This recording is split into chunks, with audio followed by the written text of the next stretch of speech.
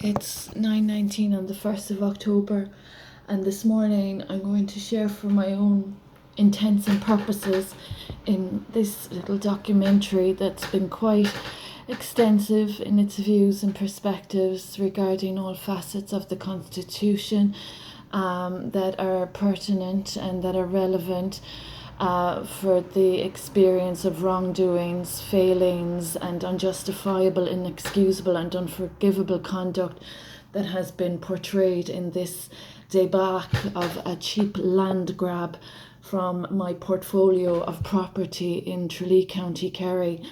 So this morning, I really want to put emphasis on the identity theft matters that are occurring. In these circumstances, there have been alterations to identity, there have been alterations to information regarding identity, and there has been intrusions and violations of privacy regarding identity. There has also been defamation regarding identity. So identity has been very much damaged, and it's not just the identity of the individual, it's the identity of the collective that has also been really, really damaged.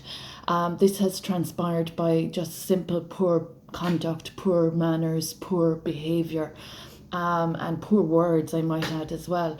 So those individuals that think they're monopolising, dominating or controlling, it's a sad sign of the times that, from the perspective of culture and the perspective of literary comparative criticism, that from the papers, the broadsheets of which I've examined since the new legislation was introduced in 2019, which, as I've mentioned, arose from my experiences and my credentials and the initiative to intrude upon me as a new mother in 2017, 2018, that culminating as hate crime gave rise to COVID and Brexit.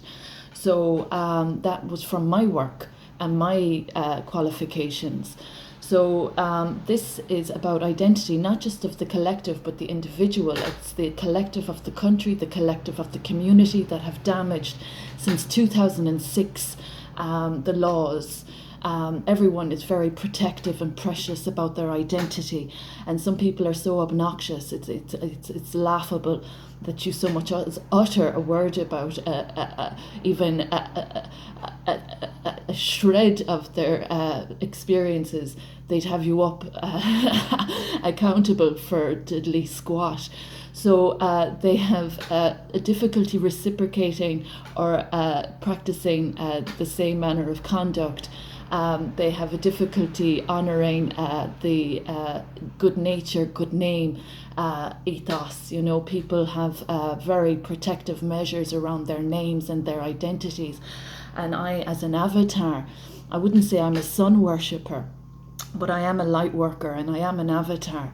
As a very evolved human being, I have, played a role in different perspectives, different initiatives, different agendas that have been assaulted by a community that's been pretty small-minded, pretty narrow-minded, and that have been of huge obstruction, huge demonstrative. God bless us. It's been absolutely unwitting what I've been met with. These people have just been stealing from my identity, working from my identity, my work. And this collective have done nothing but admonish and disrespect the laws that be.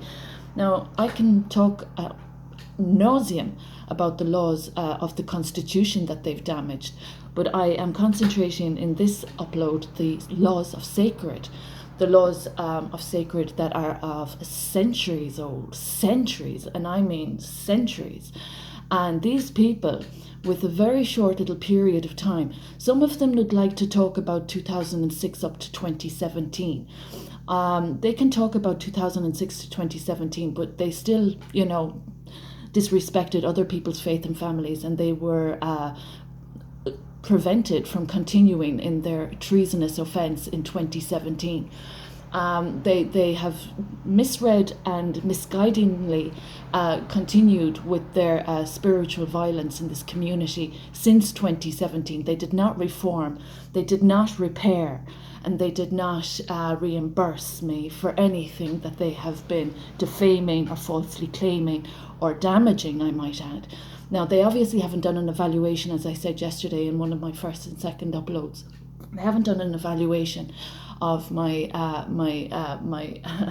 my bodily integrity. And this morning, these people, in all their naivety, have brought the world of trouble upon themselves with their obstruction and their defamation and their violation. So it's not very safe for anyone to be contravening or contradicting the sacred laws that be. Now, as a person that lives privately, as a humanitarian, as a pacifist, as a woman of property and a portfolio of work that has been damaged, these people have disrespected identity of the country, identity of the individual, the collective conscience. And as a graduate of language and cultural studies, I'm fully entitled to discuss anything anthropologically, philanthropically, or culturally. I'm qualified. And anyone in contempt of harms to my identity that has been conspiring against my royal titles, I have to remind you of the centuries of sacred that my family represent, and the individuals that are treasonous against my family name and my identity, my purpose that I've worked on for decades. I'm 42 years of age. So there's an issue with people thinking they're going to impinge or intrude or impose upon a qualified professional in any status, position, or function or role. And that's what's been happening in this situation. I'm, as I've said, qualified in language and cultural studies. I'm qualified and entitled to speak what I speak of, or about with what I speak of. This topic of, disrespect, damage, defamation, people not following good conduct. Confucius, I think, would be abhorring this situation. The Buddha would be crying with laughter. And I'd say God is just ready to open the heavens. And I wouldn't say whoever else is out there is quite annoyed with what dirt has been going on in this community that has been blaspheming many faiths.